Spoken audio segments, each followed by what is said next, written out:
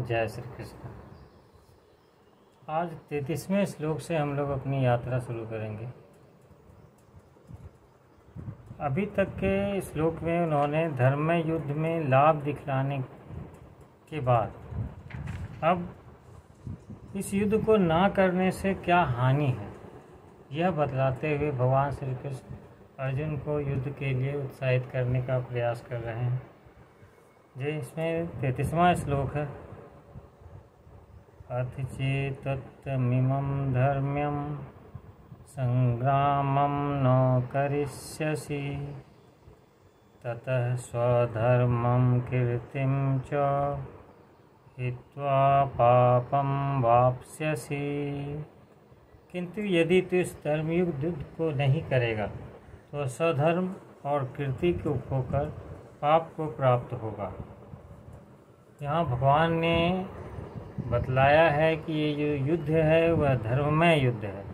तो धर्ममय युग में युद्ध करना एक आवश्यक कर्तव्य के रूप में लिया जाता है। यदि इसके बाद भी तुम अर्जुन युद्ध नहीं करते हो तो यह तुम्हारे द्वारा स्वधर्म का त्याग होगा।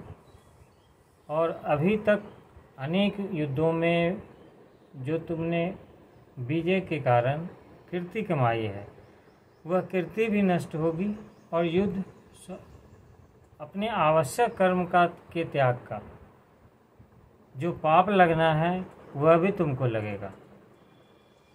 इसलिए भी तुमको युद्ध करना चाहिए, युद्ध का त्याग नहीं करना चाहिए। इसके अलावा ओ कीर्ति चापि भूतानि कथयिष्यन्ति ते व्ययाम् संभावितस्य च कीर्तिर्मरणादति रिच्यते। तथा सब लोग तेरी बहुत काल तक रहने वाली और कीर्ति का कथन भी करेंगे।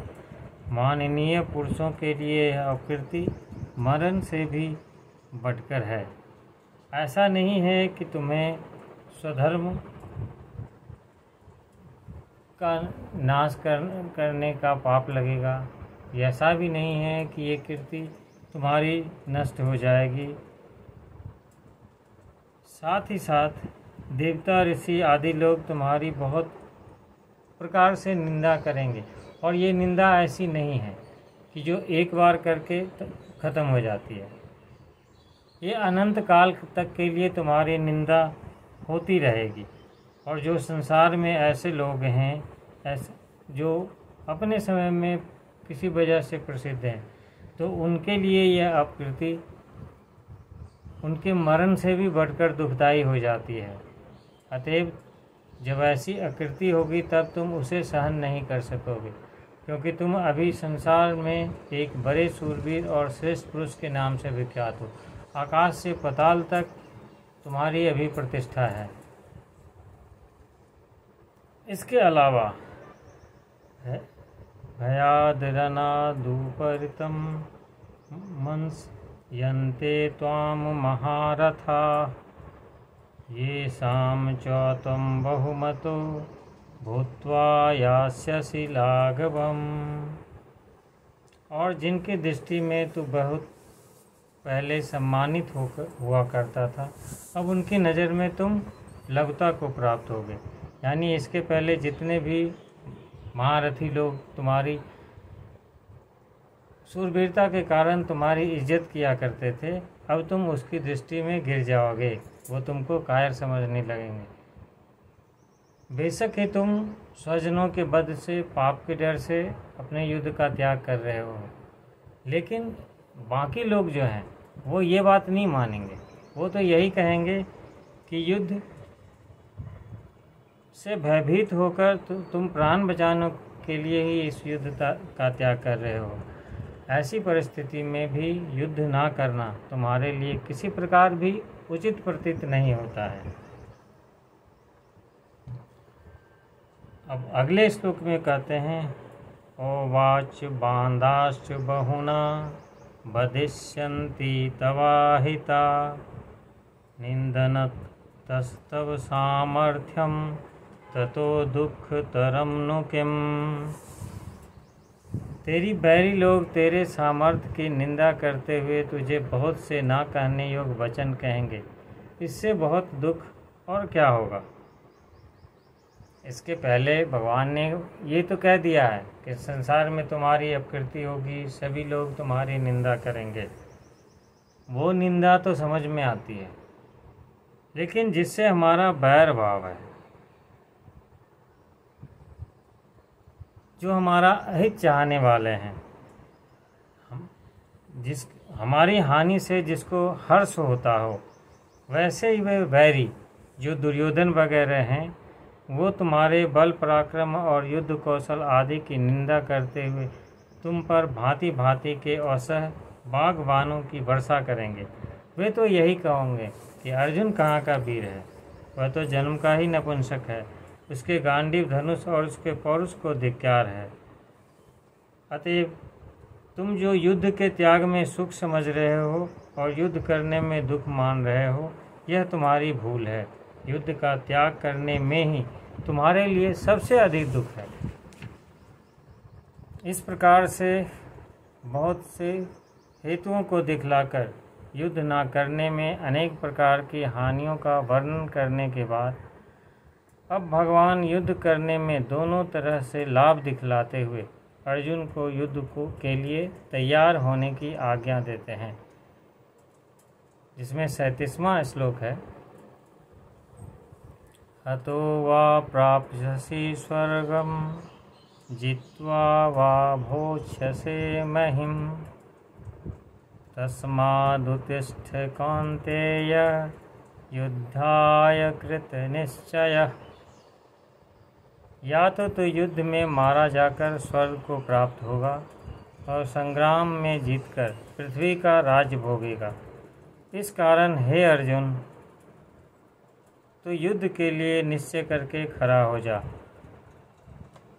यहाँ अर्जुन ने पहले एक प्रश्न पूछा था, जिसमें था कि मेरे लिए युद्ध करना श्रेष्ठ है या ना करना, युद्ध में हमारी विजय होगी या हमारे शत्रुओं की, इसका मैं निर्णय नहीं कर सकता। तो यहाँ भगवान कृष्ण इसका उत्तर देते हुए कहते हैं कि युद्ध करते करते मारे जाने में अथवा विजय प्राप्त कर लेने में, दोनों ही में ही लाभ है। इस तरह से वह अर्जुन के लिए युद्ध करना श्रेष्ठ है, यह सिद्ध करते हैं। अभिप्राय है कि यदि युद्ध में तुम्हारे शत्रुओं की जीत हो गई और तुम मारे भी गए तो भी अच्छी बात है, क्योंकि युद्ध में प्राण त्याग करने से तुम्हें स्वर्ग मिलेगा, और यदि विजय प्राप्त कर लेते हो तो इस पृथ्वी का राज सुख भोगोगे। अतः दोनों ही दृष्टियों से तुम्हारे लिए तो युद्ध करना ही सब प्रकार से श्रेष्ठ है। इसीलिए तुम युद्ध के लिए कमर कसकर तैयार हो जाओ। अब अगले श्लोक में है कि उपर्युक्त श्लोक में, अगले श्लोक में भगवान ने युद्ध का फल राज्य सुख या स्वर्ग की प्राप्ति तक बतलाया है, किंतु अर्जुन ने तो पहले ही कह दिया था कि इस लोक के राज्य की तो बात ही क्या है, मैं तो त्रिलोकी के राज के लिए भी अपने कुल का नाश नहीं करना चाहता। अब वहाँ अतः जिसे राज सुख और स्वर्ग की इच्छा ना हो, उसे किस प्रकार युद्ध करना चाहिए। यहाँ ये जो भगवान बता रहे हैं कि स्वर्ग मिलेगा या पृथ्वी का राज, इसके लिए तो अर्जुन ने पहले से ही मना कर रखा कि मुझे ये सब नहीं चाहिए, इसके बदले में मैं अपने लोगों को मारना नहीं चाहता।